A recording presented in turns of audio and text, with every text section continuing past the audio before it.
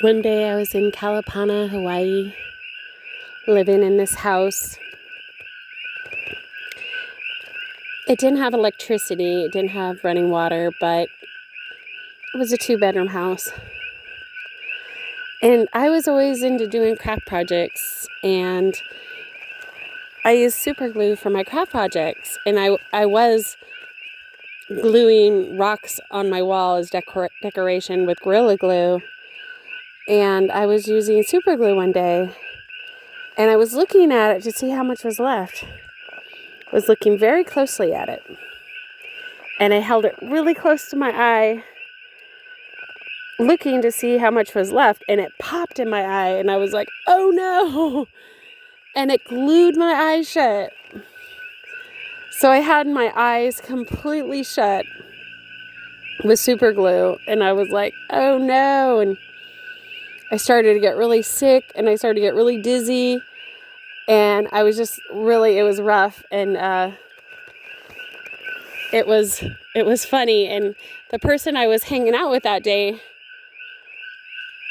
I was really just off, and I was just like, I needed some help from a friend, and the person I was hanging out with this day, I was like, I'm pointing at him going, hey, I'm in trouble here, I just got my eye super glued, and I'm trying to get this person to care, and he didn't care. He just was telling the dog how cute the dog was, and I'm like, I'm the one that's suffering here. I'm the one that just super glued my eye shut. And he's like, oh, doggy, you're so cute. Doggy, you're so cute. And I'm like, what?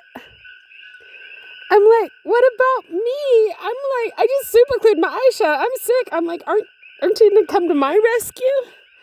And it was just like, it was just a funny moment to look back at, okay? It's like, I super glued my eye shut, and the dog got all the attention, okay? So anyway, so I kind of had a flashback of that moment tonight, and so that's why I'm telling this story. And and so, well, the ending of that story is I had to cut all my eyelashes off. That was the only way I could get my eye open.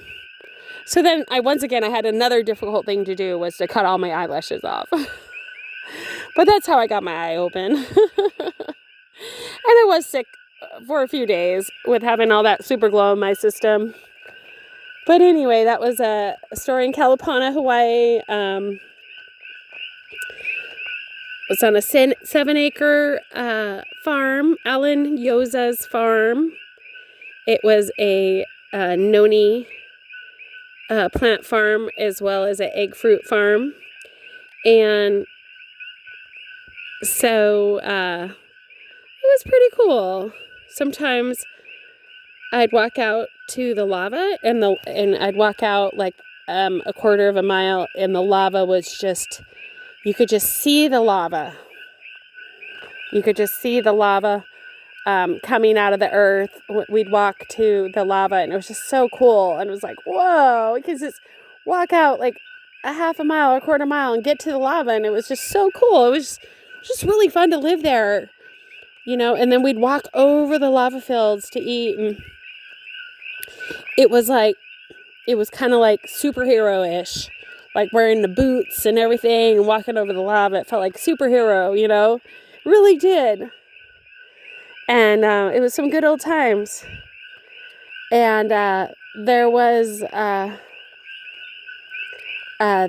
cow fields right next to us.